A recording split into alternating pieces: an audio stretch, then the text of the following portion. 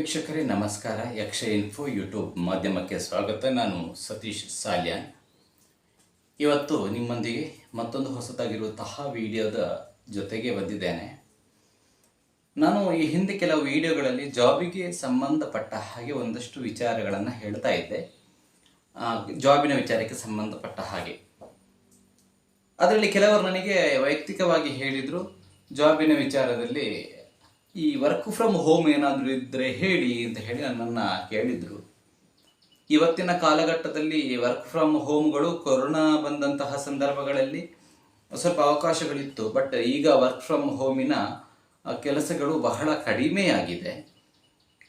ಮತ್ತು ಅದರಲ್ಲಿ ಈ ಕೆಲವು ಇನ್ಸ್ಟಾಗ್ರಾಮಲ್ಲಿ ಅಥವಾ ಯೂಟ್ಯೂಬಲ್ಲಿ ಇತ್ಯಾದಿಗಳಲ್ಲಿ ಬರುವಂಥದ್ದನ್ನು ಪ್ರಯೋಗ ಮಾಡಲಿಕ್ಕೆ ಹೋದರೆ ಹಣವನ್ನು ಇನ್ಸ್ಟಾಗ್ರಾಮಲ್ಲಿ ಕೂಡ ಬರ್ತದೆ, ಆ ಜಾಬ್ ಮಾಡ್ಬೋದು ಈ ಜಾಬ್ ಮಾಡ್ಬೋದು ಅಂತ ಹೇಳಿ ಲಿಂಕನ್ನು ಕ್ಲಿಕ್ ಎಲ್ಲ ಮಾಡಿ ಹಣವನ್ನು ಕಳೆದುಕೊಳ್ತಾರೆ ಹೊರತು ಜಾಬ್ ಸಿಗುವಂಥದ್ದಿಲ್ಲ. ಸೊ ಪ್ರಸ್ತುತ ಕಾಲಘಟ್ಟದಲ್ಲಿ ತಮಗೆ ವರ್ಕ್ ಫ್ರಮ್ ಹೋಮ್ ಅನ್ನುವಂಥದ್ದು ತುಂಬ ಕಷ್ಟ. ಆದರೆ ನಾನು ಒಂದಷ್ಟು ತಮಗೆ ಮಾಹಿತಿಯನ್ನು ಕೊಡ್ತೇನೆ. ಇದು ನಿಮಗೆ ಆಗ್ತದೋ ಇಲ್ವೋ ಗೊತ್ತಿಲ್ಲ, ಬಟ್ 100% ನಿಮಗೆ ಹಠ ಉಂಟು ಛಲ ಉಂಟು ಅಂತ ಹೇಳಿ ಆದರೆ ನಿಮಗೆ ಇದು ಸಕ್ಸಸ್ಸನ್ನು ತಂದು ಕೊಡುವಂಥದ್ದು 100ಕ್ಕೆ 100% ಕೂಡ ಸತ್ಯ.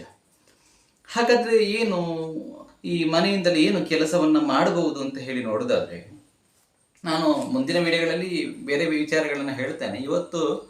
ಇವತ್ತಿನ ಈ ವಿಚಾರದಲ್ಲಿ ಯಾರಾದರೂ ತಾವು ಮನೆಯಲ್ಲೇ ಇರ್ತೀರಿ, ಒಂದು ಗಂಡ ಹೆಂಡತಿ ಆಗಿರಬಹುದು ಅಥವಾ ಮನೆಯಲ್ಲಿ ಯಾರೋ ಇದ್ದಾರೆ, ತೊಂದರೆ ಇಲ್ಲ, ತಮಗೆಲ್ಲ ಅತ್ಯದ್ಭುತವಾಗಿ ನಾವೆಲ್ಲ ಅಡುಗೆ ಕೆಲಸವನ್ನು ಬಲ್ಲವರು ಗೊತ್ತಿರ್ತದೆ ಮನೆಯಲ್ಲಿ.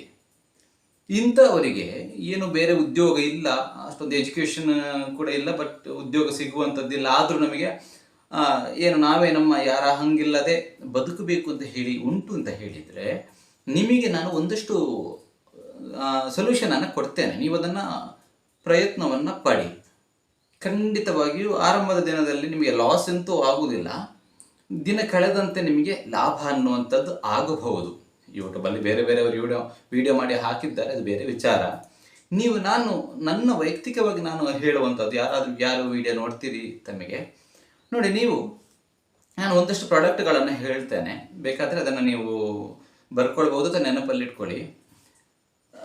ನೀವು ಸ್ವಂತ ಕಾಲ ಮೇಲೆ ನಿಲ್ಲಬೇಕು ಅಂತ ಹೇಳಿದರೆ ಮೊದಲನೆಯದಾಗಿ ನೀವೊಂದು ಕೆಲಸ ಮಾಡಬೇಕು. ಏನಂತ ಹೇಳಿದರೆ, ಹೋಳಿಗೆ ಮಾಡುವಂಥದ್ದು, ಸಿಹಿ ತಿಂಡಿ ಹೋಳಿಗೆ ಅಂತೇಳಿ ಕರೀತಾರೆ, ಆ ಹೋಳಿಗೆ ಮಾಡುವಂಥದ್ದನ್ನು ಕರಗತ ಮಾಡಿಕೊಳ್ಬೇಕು. ಮೊದಲು ನೋಡಿ ಹೋಳಿಗೆ ಮಾಡುವಂಥದ್ದು ಹೇಗೆ ಏನು ಅಂತ ಹೇಳಿ ಅದನ್ನು ನೋಡಿ. ಮನೆಯಲ್ಲಿ ಒಬ್ಬರಿಂದ ಆಗುವಂಥದ್ದಲ್ಲ, ಮನೆಯಲ್ಲಿ ಇಬ್ಬರು ಗಂಡ ಹೆಂಡತಿ ಇಬ್ಬರು ಇದ್ದೀರಿ ಅಂತ ಹೇಳಿದರೆ ನೀವು ಪ್ರಯತ್ನವನ್ನು ಪಡಿ. ಈ ಹೋಳಿಗೆಗಳನ್ನು ಮಾಡಿ ಒಂದು ದಿನದಲ್ಲಿ ಇವತ್ತೊಂದು 50 ಹೋಳಿಗೆಯನ್ನು ಮಾಡಿದ್ದೀರಿ ಅಂತ ಹೇಳಿ ಇಟ್ಕೊಳ್ಳಿ. ಅದರ ಲಾಭ ಖರ್ಚು ಎಲ್ಲವನ್ನು ಲೆಕ್ಕ ಹಾಕಿ ಆ ಹೋಳಿಗೆಯನ್ನು ಪ್ಯಾಕ್ ಮಾಡಿ ಒಂದಷ್ಟು ಬೇಕರಿಗಳಿಗಾಗಿರ್ಬೋದು, ಹೋಟೆಲಲ್ಲಿ ಕೂಡ ತಗೊಳ್ತಾರೆ, ಹೋಟೆಲ್ಗಳಿಗಾಗಿರ್ಬೋದು, ದಿನಸಿ ಅಂಗಡಿಗಳಲ್ಲಿ ಕೂಡ ತೆಗಿತಾರೆ, ಸೇಲ್ ಮಾಡುವಂಥದ್ದನ್ನು ಮಾಡಿಕೊಳ್ಳಿ. ಹೋಳಿಗೆಯನ್ನು ಮಾಡುವಂಥದ್ದು ಹೇಗೆ ಅಂಥೇಳಿ ಅದನ್ನು ಕಲಿತ್ಕೊಳ್ಳಿ.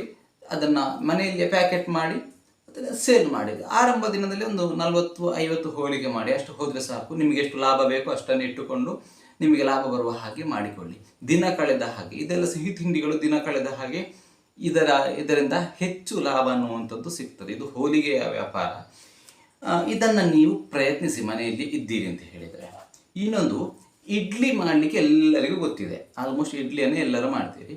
ನೀವೊಂದು ಮನೆಯಲ್ಲಿ ಇಡ್ಲಿಯನ್ನು ಮಾಡಿ, ಇಡ್ಲಿಯನ್ನು ತಯಾರು ಮಾಡಿ ಪ್ರತಿ ಹೋಟೆಲ್ಗಳಿಗೆ ಭೇಟಿ ಕೊಟ್ಟು ಹೀಗೆ ಇಡ್ಲಿಯನ್ನು ಮಾಡ್ತೇವೆ, ಡೈಲಿ ನಿಮಗೆ ಅದು ಎವ್ರಿ ಡೇ ಬಿಸ್ನೆಸ್ ಸಿಗುವಂಥದ್ದು, ಸಪ್ಲೈ ಮಾಡ್ತೇವೆ, ಇಷ್ಟಿಷ್ಟು ರೇಟ್ ಅಂತ ಹೇಳಿ ಇದನ್ನು ನೀವು ಮಾಡಿದರೆ ಈ ಬಿಸ್ನೆಸ್ ಕೂಡ ನಿಮಗೆ ಖಂಡಿತವಾಗಿಯೂ ಲಾಭವನ್ನು ತಂದು ಕೊಡುವಂತಹ ಒಂದು ಬಿಸ್ನೆಸ್ ಅನ್ನುವಂಥದ್ದು. ಹಾಗೆ ಹೋಳಿಗೆಯನ್ನು ಮಾಡಬಹುದು, ಇನ್ನೊಂದು ಇಡ್ಲಿಯನ್ನು ಮಾಡಬಹುದು. ಇದರ ಜೊತೆಗೆ ಮತ್ತೆ ನೋಡೋದಾದರೆ ನಿಮಗೆ ಈ ಅಗರಬತ್ತಿ ತಯಾರಿ ಮಾಡುವಂಥದ್ದು ಇದೆ.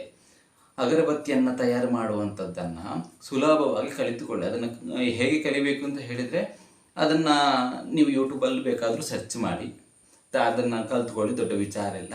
ಇದನ್ನು ಕೂಡ ನೀವು ಮಾಡಿ ಆರಂಭದಲ್ಲಿ ಮಾರ್ಕೆಟಿಂಗ್ ದೊಡ್ಡ ಏನಲ್ಲ, ಯಾವುದೆಲ್ಲ ಪೇಟೆ ಗೊತ್ತಿದೆ ನಿಮಗೆ, ಅಲ್ಲಿ ಹೋಗಿ ಸಪ್ಲೈಯನ್ನು ಮಾಡ್ತಾಯಿದ್ರೆ ನಿಮ್ಮ ಖರ್ಚಿಗೆ ಆಗುವಷ್ಟು ಇದು ಎಲ್ಲರಿಗೂ ಹೇಳುವಂಥ, ಮನೆಯಲ್ಲಿ ಕುಳಿತು ನಮಗೆ ಬದುಕಬೇಕು, ಏನಾದರೂ ಜಾಬ್ ಮಾಡಬೇಕು ಅಂತ ಹೇಳಿ ಉಂಟು ಅಂತ ಹೇಳಿದರೆ ಇದನ್ನು ಪ್ರಯತ್ನ ಪಡಿ. ಮೊದಲನೇದಾಗಿ ಹೇಳಿದಾಗೆ ಹೋಲಿಗೆಯ ಬಿಸ್ನೆಸ್ಸನ್ನು ಮಾಡಿ, ಅದಾದ ನಂತರ ಈ ಅಗರಬತ್ತಿಗಳ ತಯಾರಿಕೆಯನ್ನು ಮಾಡಬಹುದು, ಇಡ್ಲಿಯ ಬಿಸ್ನೆಸ್ಸನ್ನು ಮಾಡಬಹುದು. ಹೆಚ್ಚಿನವರು ನಾವು ತುಂಬ ಜನ ಯೂಟ್ಯೂಬಲ್ಲಿ ವಿಡಿಯೋ ಮಾಡಿದ್ದಾರೆ, ಅದು ನೀವು ಹೇಳುವಂಥದ್ದು ಸಕ್ಸಸ್ ಆಗಲಿಕ್ಕಿಲ್ಲ ಹಾಗೆ ಹೀಗೆ ಅಂತ ಹೇಳಿದರೆ ದಯವಿಟ್ಟು ನೋಡಬೇಡಿ. ನಾನು ಹೇಳಿರುವಾಗ ಇದನ್ನು ನೀವು ಪ್ರಯತ್ನ ಪಡಿ. ಯಾರಿಗೆ ಆಸಕ್ತಿ ಇದೆ, ಯಾರಿಗೆ ಒಂದು ನಮಗೆ ಸ್ವಾವಲಂಬಿಯಾಗಿ ಬದುಕಬೇಕು ಅಂತ ಹೇಳಿ ಉಂಟು, ಪ್ರಯತ್ನವನ್ನು ಪಡಿ. ಮನೆಯಲ್ಲಿಯೇ ತಯಾರು ಮಾಡಿ ಮಾರ್ಕೆಟ್ಗೆ, ಯಾರು ಮನೆಯಲ್ಲಿದ್ದರೆ ಹೆಂಗಸರು ನೀವು ಮಾಡ್ತೀರಿ ಅಂತ ಹೇಳಿದರೆ, ಗಂಡಸರು ಯಾರಿದ್ದಾರೆ ಒಂದು ಶಾಪ್ಗಳಿಗೆ ಭೇಟಿ ನೀಡಿ. ಖಂಡಿತವಾಗಿಯೂ 1 ಪ್ಯಾಕೆಟ್ 2 ಪ್ಯಾಕೆಟ್ ಎಲ್ಲರೂ ತಗೊಳ್ತಾರೆ. ದಿನ ಕಳೆದ ಹಾಗೆ ಬಿಸ್ನೆಸ್ ಅನ್ನುವಂಥದ್ದು ಅಭಿವೃದ್ಧಿಯನ್ನು ಪಡೆದುಕೊಳ್ಳುವಂಥದ್ದು ಖಂಡಿತವಾಗಿ ಸತ್ಯವಾದಂತಹ ವಿಚಾರ ಇದೆ. ಹಾಗಾಗಿ ನೀವು ಈ ಬಿಸ್ನೆಸ್ಸನ್ನು ತಯಾರನ್ನು ಮಾಡ್ಬೋದು. ಇನ್ನು ಬೇಕಾದರೆ ಈ ಲಡ್ಡುಗಳನ್ನು ತಯಾರು ಮಾಡ್ಬೋದು.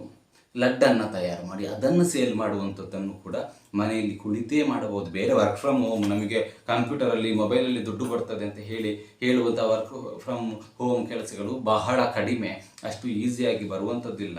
ಬಟ್ ಅದು ಪರ್ಮನೆಂಟ್ ಕೂಡ ಅಲ್ಲ.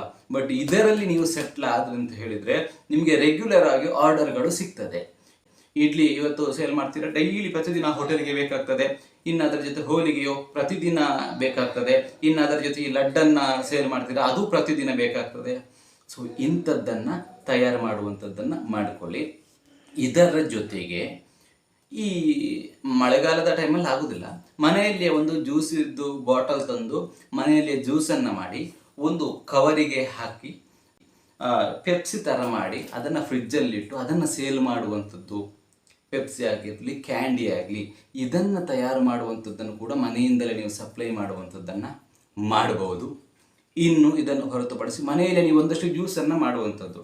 ಬಾಟಲ್ಗಳು ಸಿಗ್ತವೆ, ಅಥವಾ ಬಾಟಲ್ಗಳನ್ನು ಸ್ವಲ್ಪ ರೇಟ್ ಕೊಟ್ಟು ಪರ್ಚೇಸ್ ಮಾಡಿ ಮನೆಯಲ್ಲಿ ಜ್ಯೂಸನ್ನು, ತುಂಬ ಜ್ಯೂಸ್ಗಳನ್ನು ಮಾಡ್ಬೋದು. ಫ್ರೂಟ್ಸಿದ್ದು ಜ್ಯೂಸನ್ನು ಮಾಡಿ, ಅಥವಾ ಬೇರೆ ನೀವು ಏನು ಪಲ್ಪ್ಗಳ ತಗೊಂಡು ಅದರಲ್ಲಿ ಜ್ಯೂಸ್ ಮಾಡುವಂಥದ್ದಾಗಿರ್ಬೋದು.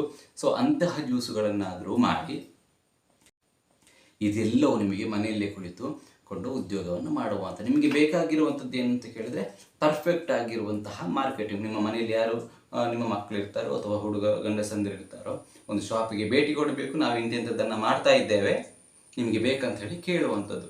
ಸೊ ಈ ರೀತಿಯ ಬಿಸ್ನೆಸ್ಗಳನ್ನು ನೀವು ಟ್ರೈ ಮಾಡಿದರೆ ಖಂಡಿತವಾಗಿಯೂ ಕೂಡ ನಿಮಗೆ ಒಂದು ಮನೆಯಲ್ಲಿ ಕುಳಿತು ಒಂದಷ್ಟು ಆದಾಯಗಳು ಬರ್ತದೆ. ಈ ವಿಡಿಯೋ ಇದು ತುಂಬ ಲಾಂಗ್ ಆಗ್ತದೆ, ಹಾಗಾಗಿ ನಾನು 8-10 ನಿಮಿಷದ ಒಳಗಡೆ ಹೇಳುವಂಥದ್ದು.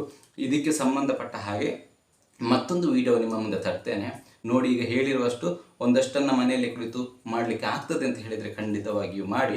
ಮುಂದಿನ ವಿಡಿಯೋದಲ್ಲಿ ಮತ್ತಷ್ಟು ಮಾಹಿತಿಗಳನ್ನು ನಾನು ಹಂಚಿಕೊಳ್ತೇನೆ. ಈ ವಿಡಿಯೋ ಇಷ್ಟ ಆಗಿದ್ದರೆ ಚಾನಲನ್ನು ಸಬ್ಸ್ಕ್ರೈಬ್ ಮಾಡಿ. ಹೆಚ್ಚಿನ ಮಾಹಿತಿಗಾಗಿ ಮುಂದಿನ ವಿಡಿಯೋದಲ್ಲಿ ಸಿಗ್ತೇನೆ. ಏನಾದರೂ ನನ್ನಲ್ಲಿ ಕೇಳಬೇಕು ಅಂತ ಹೇಳಿದರೆ ಕಮೆಂಟ್ ಬಾಕ್ಸಲ್ಲಿ ತಿಳಿಸಿ, ಅಥವಾ ವೈಯಕ್ತಿಕವಾಗಿ ನನ್ನನ್ನು ಭೇಟಿ ನನ್ನ ಜೊತೆ ಮಾತಾಡಬೇಕು ಅಂತ ಹೇಳಿದರೆ ಕಮೆಂಟ್ ಬಾಕ್ಸಲ್ಲಿ ತಿಳಿಸಿ, ನಾನೇ ನಿಮಗೆ ಒಂದಷ್ಟು ಸೊಲ್ಯೂಷನನ್ನು ಕೊಡ್ತೇನೆ. ಓಕೆ, ಮುಂದಿನ ವಿಡಿಯೋದಲ್ಲಿ ಭೇಟಿಯಾಗೋಣ. ನಮಸ್ಕಾರ.